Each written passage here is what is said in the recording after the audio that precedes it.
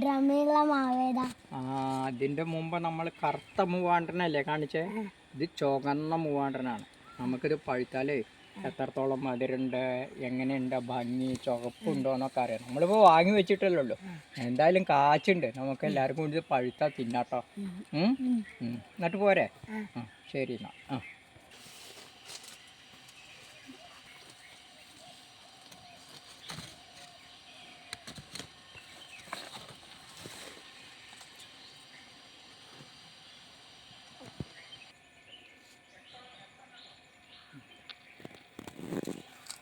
മുത്തശ്ശ, ഈ കാച്ചിക്കട മാവേതാ?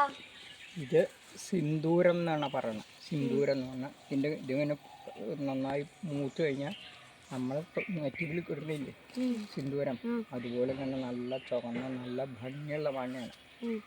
ഇത് പാലക്കാട് ജില്ലയിൽ അവർ സിന്ദൂരം എന്ന് പറയും, അല്ലെങ്കിൽ അത് ബെന്നറ്റ് അൽഫോൺസ് എന്നാണ് പൊതുവെ മൊത്തം എല്ലാവരും പറയണത്, മറ്റ് ജില്ലക്കാരൊക്കെ. പക്ഷെ നമ്മൾ പാലക്കാട് ജില്ലയിൽ ഇതിന് സിന്ദൂരം എന്നുള്ള പേരിലാണ്. നല്ല മാങ്ങയാണ്, നല്ല മധുരമൊക്കെ, നല്ല തിന്നാൻ മതിയാക്കില്ല, അങ്ങനെ നല്ലൊരു മാങ്ങ. ചെറിയൊരു പാത്രത്തിലായാലും ഇതും കാച്ചിട്ടുണ്ട്. നമുക്ക് നല്ല ഭയങ്കര ഭംഗിയാണ്. ഇങ്ങനെ ഉരുണ്ട് ഒരു 150 പാത്രമാകുമ്പോൾ ഇങ്ങനെ ഡ്രമ്മിലാകുമ്പോൾ കുറച്ച് കുറയും വലിപ്പം. എന്നിരുന്നാലും 2 മാങ്ങയൊക്കെ തിന്നുമ്പോൾ നിങ്ങളെപ്പോഴുള്ളവർക്കൊക്കെ വയറ് നിറയും, മതി മതി എന്ന് പറയും.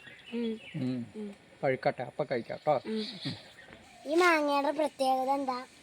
ഇതിൻ്റെ പേര് കോട്ടപ്പറമ്പ് എന്ന് പറഞ്ഞ കേരളത്തിൻ്റെ മാങ്ങയാണ്. ഇതിന് നമ്മൾ ആൾ സീസൺ എന്ന് പറയും. എന്ന് പറഞ്ഞാൽ പല സമയത്തും കായ്ക്കണം. എല്ലാ കാലാവസ്ഥയിലും കായ്ക്കും. നല്ല രസമുള്ള ചെറിയൊരു മാങ്ങയാണ്. ഈ പറഞ്ഞ ഒരു 300 ഗ്രാം തൂക്കമുള്ള. എല്ലാവർക്കും കായ്ക്കും, വിശ്വസിച്ചിട്ട് വെക്കാം. ഈ മാവ് വെച്ചവർക്കൊന്നും കായ്ക്കാതിരുന്നിട്ടില്ല. അപ്പം നന്നായി കായ്ക്കാം, എല്ലാ കൊല്ലം കായ്ക്കുകയും ചെയ്യും. അങ്ങനെയാണ് കോട്ടപ്പറമ്പ് എന്നാണ് അതിൻ്റെ പേര് കേട്ടോ. കായ്ക്ക മുത്തശ്ശ, നമ്മുടെ ഒക്കക്കൂടി കൂട്ടിക്കഴിഞ്ഞാൽ എത്ര മാങ്ങകൾ ഉണ്ടാവും? ഓർമ്മ ഉണ്ടോ? ഓർമ്മയുണ്ട്. ഒരു നമ്മുടെ കേരളത്തിൻ്റെ തന്നെ ഒരു 400-ലധികം നാടൻ മാവുകൾ കേരളത്തിൽ ജന്മം കൊണ്ടത്. കേരളത്തിൻ്റെ എന്ന് അവകാശപ്പെടുന്ന ഒരു 400-ൻ്റെ മീതം മാവുകൾ ഒരു ദിവസം കളക്ട് ചെയ്തിട്ടുണ്ട്.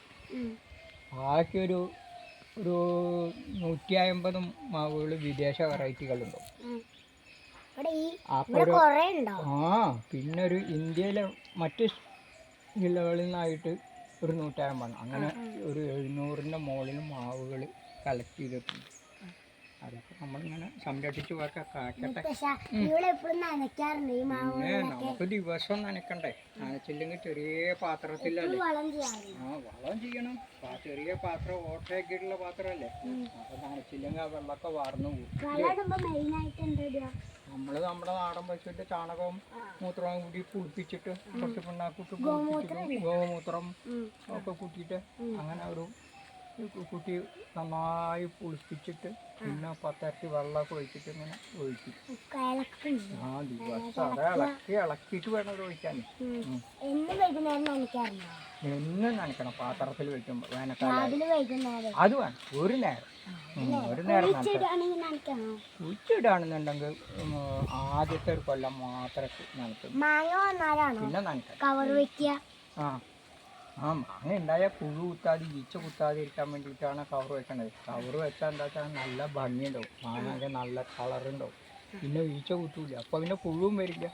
അതിനാണ് കവർ വെക്കണം കേട്ടോ.